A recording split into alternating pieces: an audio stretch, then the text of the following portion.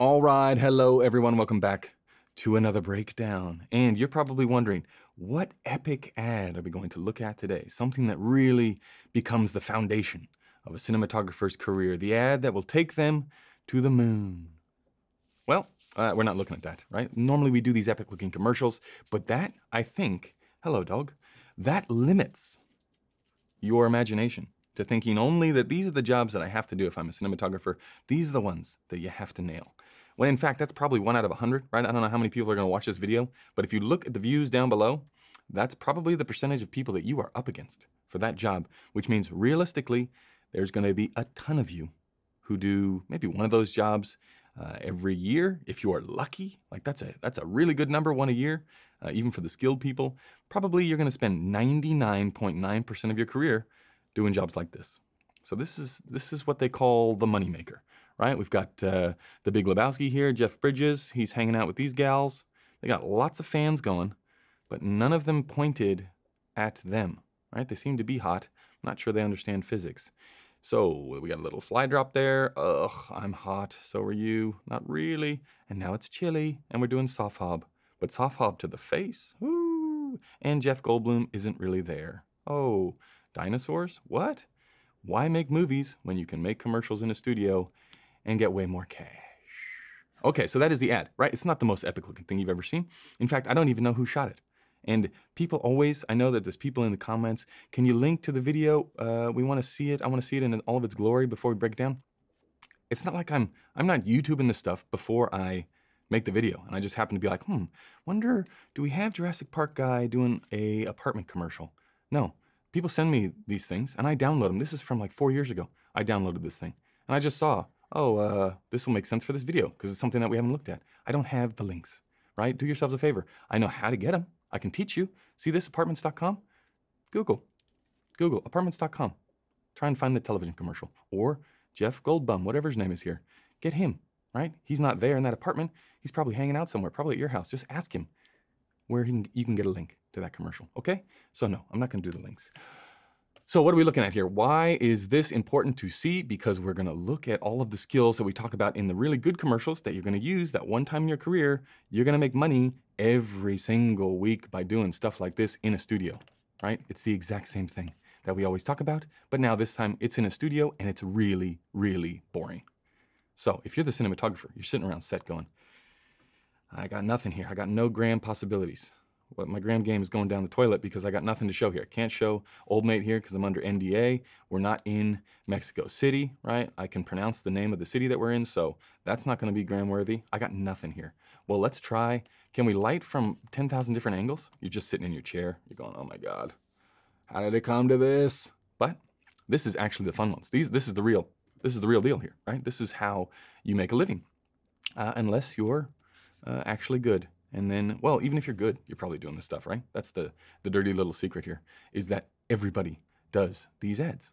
This is just the way that it goes. These are the people that pay. Apartments.com have the money to pay. The people that do the crazy cool stuff, we'll see. Okay, so anyway, let's not chit-chat anymore. We're looking at a commercial. This is really the main part here. We got the Big Lebowski guy here. He's having a gay old time. And this is because it's at night, oftentimes, we just talked about the sun sandwich in the last video, but you can get away with the sandwich look more at nighttime because the sources, it's not as obvious as the sun look, right? And some people even commented on that sandwich video that they like it better, right? You gotta wonder, people's judgment, it's hard to value it. Okay, so you can do it more. This is a serious backlight, right? And this is a little bit of a, it's like a piss take commercial. I don't know, I can't remember the audio on it, but I think he's making fun of himself here. So that's why they go with the heavy-handed. Like that is quite a backlight that we've got here. So you got big, soft key, gigantic over here, 12 by with a grid on it, something big and soft. And you can see it just leaks over here, right? So the key is in the perfect spot going across the frame. So you get shadow down this side. And then this is a really hot, like that's a stop, at least a stop and a half over what would be natural. Right? This doesn't feel very natural. It feels like one of these bulbs just got away from us and it is hot, very, very hot.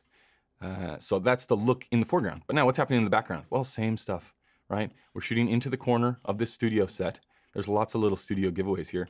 We're shooting into the corner, right? Which gives us a little bit of depth. We're lighting from 10 different angles. See this little spot back here? It's just like, you're just sitting there in the DIT tent going, how do I make this thing halfway interesting? Like, what do we do? Well, let's backlight from this side, key light from there. Let's throw some hard light this way.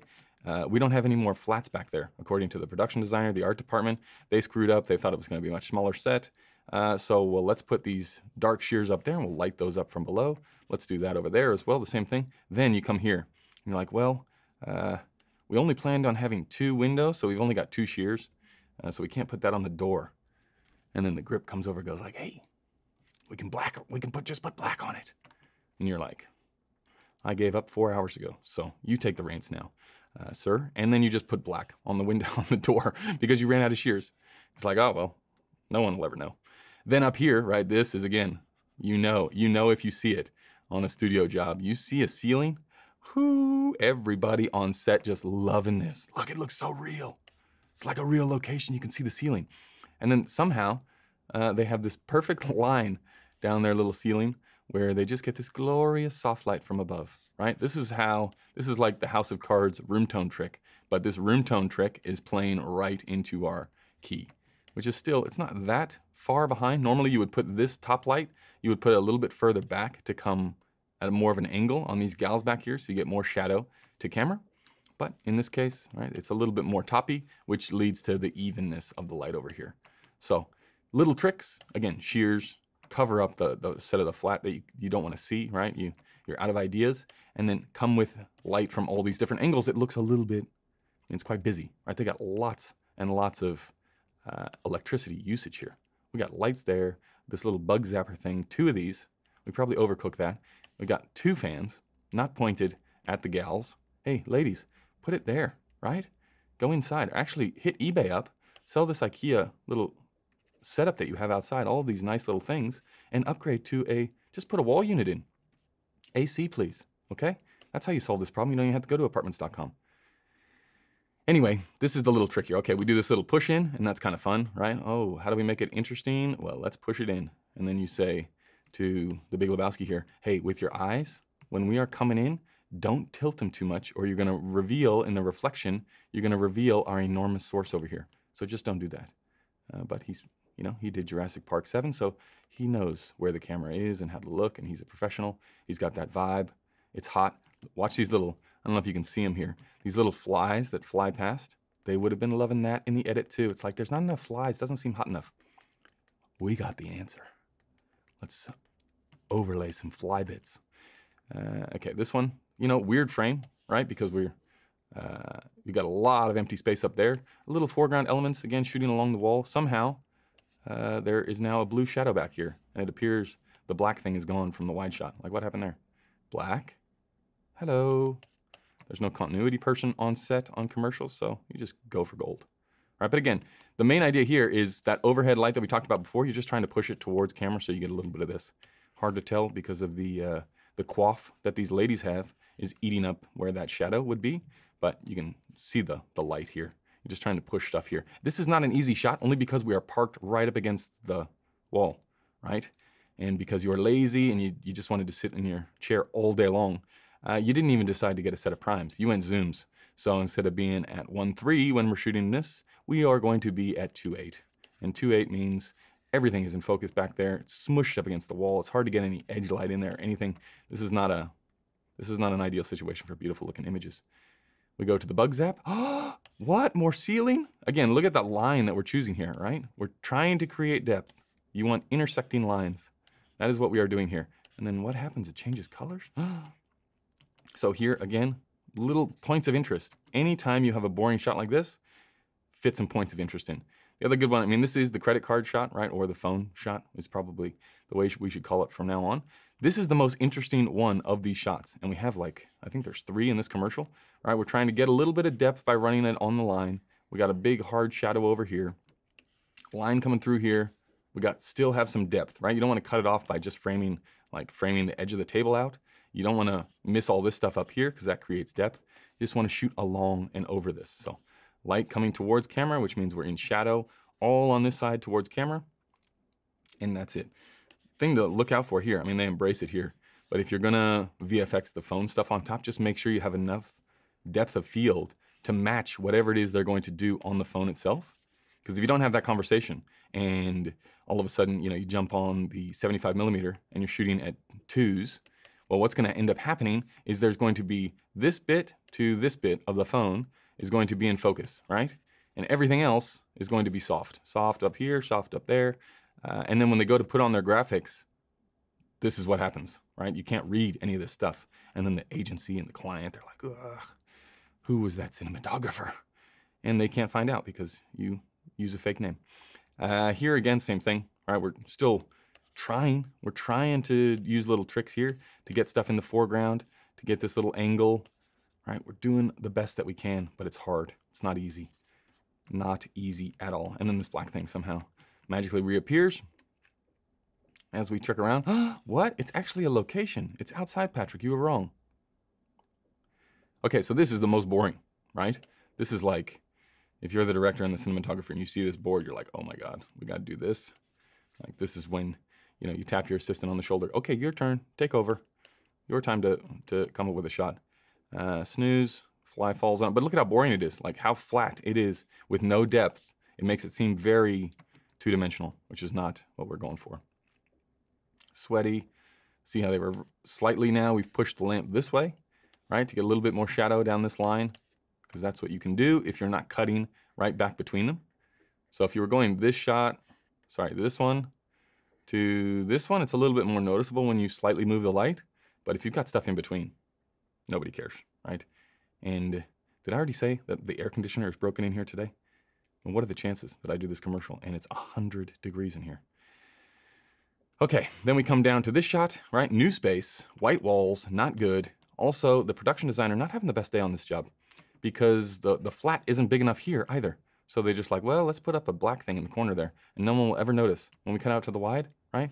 Nobody will ever know that we just didn't have enough flat walls. So that's interesting. Anyway, I mean, this one is weird, right? This is a weird looking setup. Should we talk about the wide first? Or actually, let's go back to where we see the opening. Okay, so here, this is the soft hob. This is the soft hob, but it's, you know, we're going a little bit high. Normally you would do the soft hob in this world, right? Down here and then go soft up there, but they're starting to itch into the face here. And, you know, again, just to create interest. Create this really hard line and then soften it up just on the faces so you can get something quite nice. Even here, getting little corners of things, shooting into this corner. This is another corner here. And we keep going, ta-da, we cut in, a little color change there, right? We go from blue to yellow. And again, pretty weird framing that we've got. The star person here, you know, almost below the middle of the frame and lots of emptiness up here. But still, we're still shooting into the shadow, still trying to come around as much as you can. Doesn't help that this lady's bouffant here is going crazy, so you can't go too far over. And then again here, right, this is not an easy shot. Park them up against a white wall. White wall's boring, plus being super close to it makes it not easy. And laughing, and now we're out to this one. Now this one, what is going on here? This is what I'm talking about when I say the balance of things can sometimes be the trickiest bit. Okay, the light is, again, coming from the interior, right, which makes me think, I don't think that Jeff is there. It's the lighting doesn't match at all. It looks like Jeff is in Los Angeles and these gals are somewhere else, but this does not look real. We've gone really hard again on the backlight, really blue daylight look here and not much shadow, right? We're just, you know, cutting off garbage matting the green screen right here, and here sits the 12x12, just smushing him in the face with light. And then we've gone that two-stop over on the backlight, which is a weird look. But really the thing is, look at the, what is this, geometry? The angles here of the floorboards, which are a blue color, plus the angles here. Now, I'm no engineer, but that looks slightly different. That line and this line look slightly different to me. I could be wrong.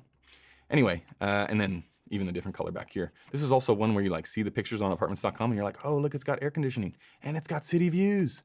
And then you get there and you go to your little spot here and you're talking on your phone to your girlfriend. You're like, hey, hey, hey, got this great spot here. You'll never believe it.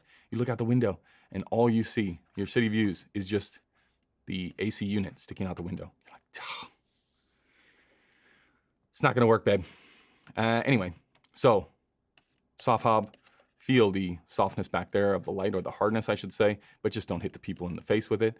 This is what you get when you get white walls. It's really hard to create shape and contrast and darkness. Still do everything you can, like trying to push the light from up the stage here. So over here, shooting it this way, you want to shoot that way. You don't want to come over here and take the light over here and push it this way, right? Because then that fills this in. It gets rid of all of our cool shadows raking across the image, because it would be going towards our star. And then here, if you're going to do this, try and maybe match this color with the color of this. Or, I mean, it's hard. What, are you going to sit in the other way and pretend that the window is over here and then these people stack on top of each other? At least here there is that separation, but it doesn't feel real, right? And cut to green screen. And now green screen, okay, this is framework to a T, right? Key, little neg, add a little edge light, and there you go, you're done. Apartments. Okay, so you can see this is 99% of the jobs that you're going to do, they're gonna be on stage. They're gonna be boring. You're gonna fall asleep at the wheel. It's what happens if you're lucky. So take this advice and do with it what you will. But basically, all this cool stuff that we look at, really, you make your money when you're doing these things. So be prepared. Your dreams, crush them now. Okay, that's going to do it for this breakdown. We will see you in the next one. Goodbye.